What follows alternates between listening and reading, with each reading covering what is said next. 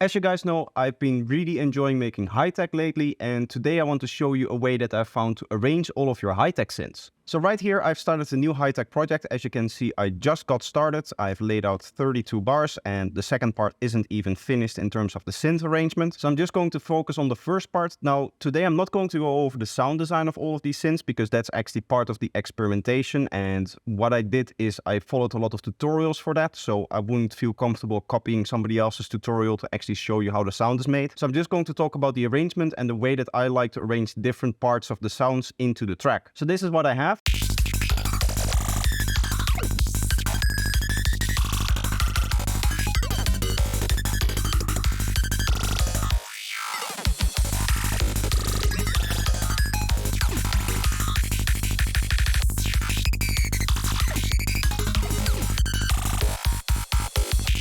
So as you can hear, it sounds already pretty crazy, and I really like what I've been coming up with. The way that I've been doing this is I've been sound designing basically these very long sequences here, and then I've been resampling them into very long sequences here, as you can see, as audio. Now the reason has to do with the fact that a lot of the sound design has to do with randomization to get all of the different unique textures and unique patterns and unique rhythms and all of the things that you want to randomize. You of course need to use some random modulation. Now one of the things that I've actually noticed about high-tech is that there's a very strong correlation between the rhythm of the kick and the bass and the rhythm of all of the other elements. So to give you a few examples of that, what we have here is we have this little stab here. And that's combining with the kick. So you get something like this. Now obviously what you need to do that is a stable sound. You cannot do this with a random sequence, because if the rhythm is random, then it's going to change every time that you play it. So really the idea behind this resampling of the sequences and the leads is that you take all of these crazy sounds and give a little bit of order to them by just kind of capturing them as one variation of that randomness. So here as an example, I have this sequence.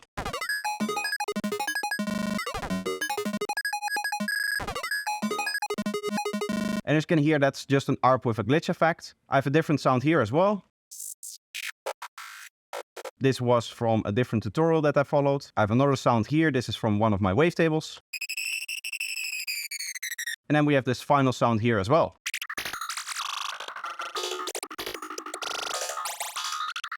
And as I said, a lot of these follow tutorials, either for the sound entirely or for specific ways of modulation or specific ways of processing them. So again, I'm not going to go into the sound design in this video. I am just going to talk about the arrangement itself. Now, before we dive deeper into this, if you want to support the channel, make sure that you're subscribed and also like the video.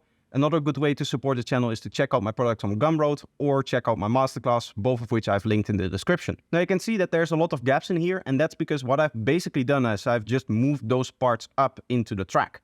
And the reason why I leave the gaps, why I don't copy paste into the track, is I don't want to use the same exact sequence many times in the track. Now there's a few exceptions to this, which we'll look at in a little bit, but for now let's just say we don't want the same sound over and over again. So I just cut it out, remove it from the part where I get my sounds from, and actually put it in the track. Now there are a few other arrangement tricks that I follow. One of them is the fact that I always start every 2-bar section with one of these sounds here. That adds just a little bit of stability to the craziness that is happening within this track. You can also see that I'm using this sound in other spaces as well, but if you count every 2 bars, we have one sound here, one sound here, one sound there, a smaller sound there. We have another bigger one here, we have one here, we have one here, we have one here, and that's all of the 2-bar sections of this little loop here. Now really the second trick that, as I said, is that there's a correlation between the rhythm of the kick and the bass, or even other elements like your drum elements, and your synth sounds. So zooming in, you can see that that happens actually quite a lot. For example, you can see these two sounds here match up with the kick and bass pattern. So what I essentially did is I chopped up this little segment here, and together with the kick and even the drums, as you can see, I took this little segment here and just kind of duplicated it over. You can essentially think of it as the same way of doing this, taking this segment here and just copying it over twice, because this is the part where the snare is, and you can see that is also the case here. Obviously, before I made this modification, this would just be a part where the beat would be with the snare included, and if you wanted to finish that, you would also have an offbeat hi-hat here. But in order to have this section the same as this section, I decided to actually delete this offbeat hi-hat so that there's more unity between this segment and this segment of this little, almost like a fill type space here. The same is true here. This is a very easy trick. If you have a continuous stab, what you can do is you can leave a lot of space in all of the other elements so that that stab can shine through, and then you can go back into the craziness. Here's another cool section. This is the part that we just heard right here. And this is the section right after that. And what I'm doing here with the rhythm is very unique in that we have this kind of glitchy sound here that is repeating here. It's the same kind of glitch effect, but on two different variations of the sound. Now this gives a really cool effect that we can really hear if we just loop this one bar here and we just play this one synth together with the bass and all of the drums.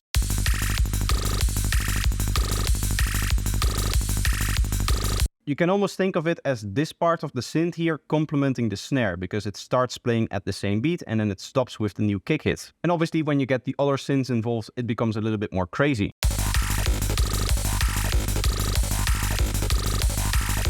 Now earlier I mentioned that I removed the elements from here when I copy them over so that I don't get any duplicates. There are a few sounds that are duplicates in the track, but that's by design. So for example here, we get this sound here. This is basically playing twice.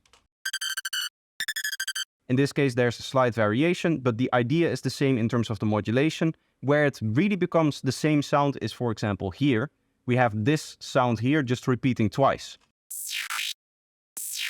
And this is just to add a little bit of interest in the sense that that's something that you'll catch on to. When you hear the same sound twice in a row, so close together, that's something that you'll say, hey, that's interesting, that's cool. And what that does for your track is it makes it so that your track sounds like it's very detailed and that you put in a lot of work into like the details. You actually paid attention to the placement of all of the elements because you can hear that there's this one duplicate in there, and that's actually a deliberate choice. Obviously, that doesn't mean that you should be spreading out duplicates everywhere. This should again be a detail, something that suddenly in the track you say like, hey, that's a sound that's just playing twice. That's interesting. It gives the listener the idea that you're actually spending a little bit of time considering where all of your elements need to go. Another example is what's happening right before here, and this is really a good example of all of the things that we already talked about in terms of all of the rhythms matching up and all of the attention to detail, and also this duplication here, in that we have this synth sound here. And this just lines up with the kick.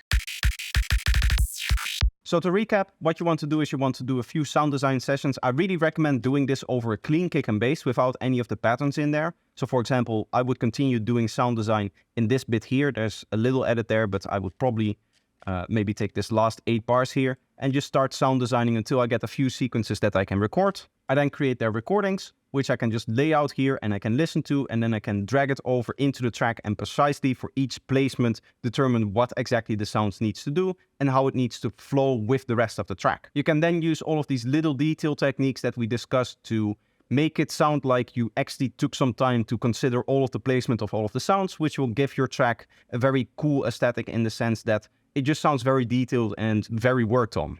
In the production sphere, we say that this is the kind of production that is really well produced, in the sense that a lot of time has been spent looking at every single sound. What does it need to do? Where does it need to go? What does its rhythm need to be? What do I want it to sound like flowing into the next element? How do I want it to flow out of the previous element? All of that stuff is important in this case. But even outside of the production sphere, I have noticed that a lot of people really enjoy it if your track sounds like this, in the sense that it has this overall nice rhythm and flow through it, which you can only really achieve if you arrange in this specific way. As I said before, if you rely on randomness, it's really easy to hear that there's no detail between all of the leads that are happening and, for example, the kick and the bass or any of the other drums or effects. So that's what I wanted to talk about for today. I hope that you guys are enjoying the deep dive into high-tech that I've been doing. If you want to see more of this kind of content, make sure to leave a like. That way I know that I have to make more of it. If you're new here and you want to see more of what I do, make sure that you're subscribed. For now, this is going to be it. I hope you enjoyed and I hope to see you in the next one. Bye-bye.